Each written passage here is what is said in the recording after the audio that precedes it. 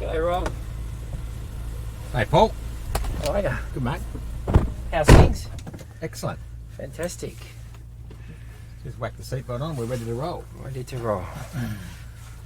So, we grew many years ago, a few years ago now, 4 years ago now, we grew our personal injury division.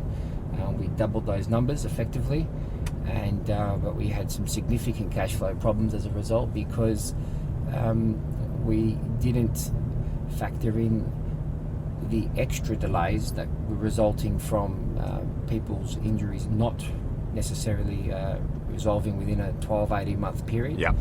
And insurers taking a lot longer to process things by several months. And as a result of that, our whip days blew out by maybe 6 months, 4 to 6 months, and we go without any payment sometimes for anywhere from 12 to 18 months on average, plus 2 years in some of the more significant matters there. So we're running a business, paying lawyers, paying electricity and all compliance, etc., and disbursements for 12, 18 months, 2 years without any payment.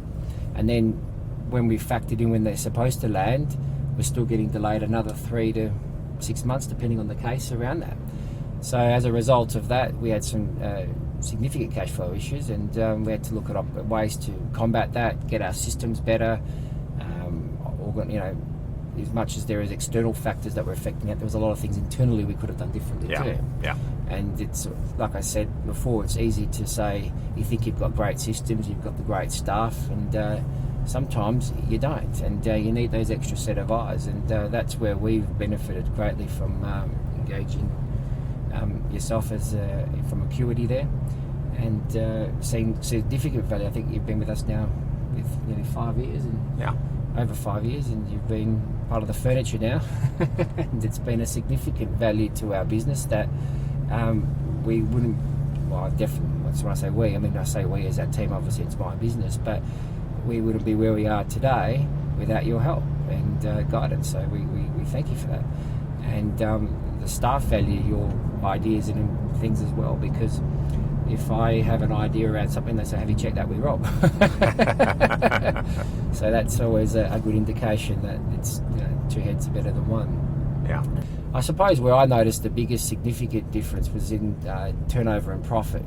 From my point of view, when we look at financial numbers, every year on year end we were increasing. Yeah. And yes, you can put that down to the work that we've done and our contacts, our referral sources, and all the rest of it. But I think that really does come down to proper strategic planning, and something that I'm being very, very regimented in the way that we follow our plans. What I'm like every month, I make sure I tick off all the boxes that I have to do. Yeah. It's very rare that I don't, and as a result of that, I think that's what's been the discipline behind that is what's allowed me to grow the business. Yeah. So. Well, you are one of the most disciplined clients I have, mate.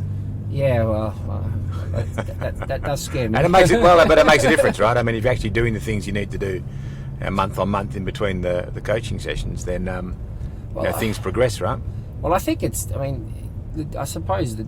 We must put this in context too. I don't really like using the word business coach, because I don't think that's. You're very much a consultant, a business consultant in the way I treat you and look at you in this context, because it helps with.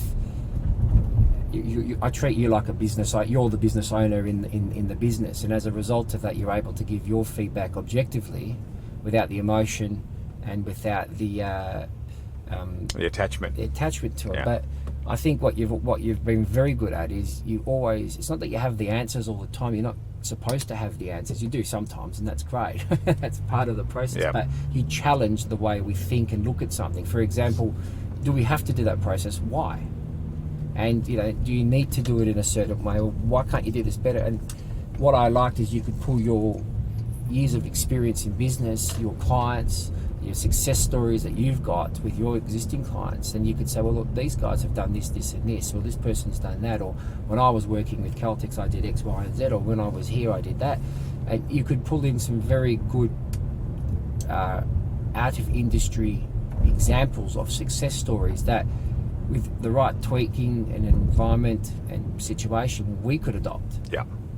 And I found that extremely useful. Whereas I found that when I used the word business coach before, a lot of people say you need to read this book, you need to do this, you need to do that. There is a lot of self-learning that you can do and must do, but at the end of the day, it's it's focusing on the business is part of the main focus, and that's what we've been lucky to do with you. So that's what I found very useful and beneficial. And that's not just from the cameras, by the way. No. I generally believe that.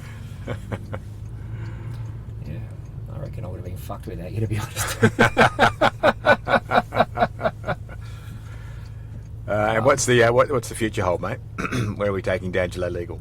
Well, this is fantastic because I've looked at our 2-page sort of summary of our goals our strategic plan that we set every 12 months, the bare minimum.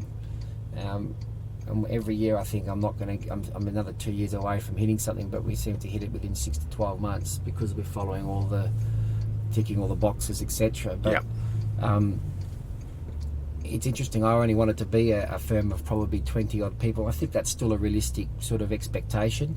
But that may change slightly. It might grow slightly more, but I don't want to be too big. Yeah. I want to be big enough that I've got the areas of expertise and scale to deliver the quality services that we want to our clients. Yeah. But not big enough that we start becoming a transactional service, which is not what we want to do. Yeah.